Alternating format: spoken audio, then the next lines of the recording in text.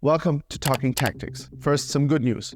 On November 5th, Ukraine launched 15 cruise missiles on Russia's shipyard in the Crimean port city of Kerch, damaging the Askold, a corvette capable of carrying up to 8-caliber cruise missiles.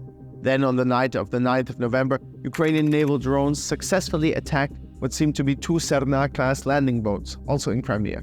These are not the first attacks on the occupied peninsula, and most probably not the last. Drones, both amphibious and airborne, as well as long-range weapons like the Storm Shadow, which hit the bridges in Shongar and near Genichisk in August, have made it possible for Ukraine to not only push the war onto Russian soil, but also to launch preemptive strikes, preventing future attacks with caliber cruise missiles from ships like the Askold.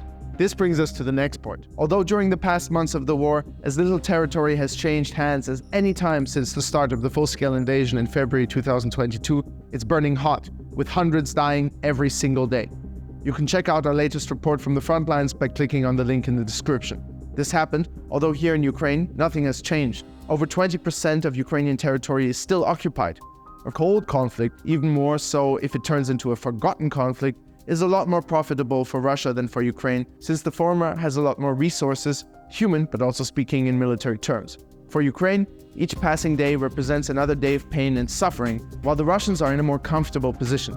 They seem to be hoping that with passing time, attention, and as a result declining international support for Ukraine, it will allow them to not only defend the occupied territories, but also launch new offensives, be it tomorrow or in 5 years' time. In light of this development, Ukraine's top general, Zaluzhnyi, recently published a 9-page essay that underlines why and how the conflict has reached this difficult stage and what must be done to break out of this vicious cycle of a lot of fighting combined with minimal positional gains. There are 5 key points that explain why Russia has been able to fend off large parts of the Ukrainian counteroffensive and what must be done for Ukraine to gain more momentum. Remember, this is not a traditional war, it's new age and nothing like anyone has seen before.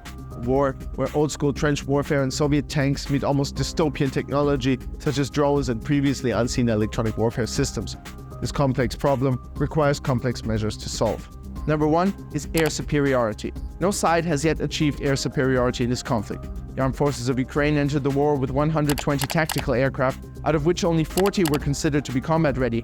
Due to Western aid, aircraft but also air defense systems, Ukraine has been able to hold off the Russian Air Force, at least in parts. But still, Russia has been able to use aircraft, attack helicopters and drones, for example Russian Lancet suicide drones or Iranian Shaheeds on cities, as well as on the front line to exercise large pressure on the Ukrainian forces and counter numerous offensive attempts.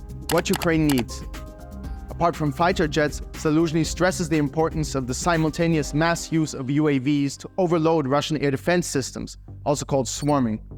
Hunter drones with trap nets on board to counter Russian kamikaze drones. The use of UAVs fitted with stroboscopes at night to complicate strikes on Ukrainian troops and positions. The use of radiation simulators for medium-range air defense systems to target Russian illumination stations close to the front line and reduce the effectiveness of the use of glide bombs and others against advancing troops. Illumination radars are bistatic, so there's a transmitter on the ground and a receiver inside the missile or a Russian glide bomb. It guides the missile to its target, making the missile lighter and more effective. If we understand the general correctly, radiation simulators would tell the air defense system that there is an aerial threat where there is, in fact, a Russian illumination station. The second point is breaching mine barriers. Russian minefields at some places have a depth of up to 20 kilometers.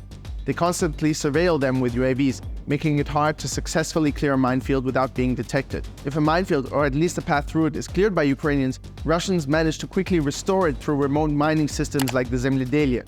What Ukraine needs are LiDAR scanners to help with mine detection, smoke protection systems to conceal demining activities, and various demining tools including robots, excavators, high-pressure water cannons, as well as anti-drone guns to counter enemy reconnaissance UAVs. The third point is counter-battery.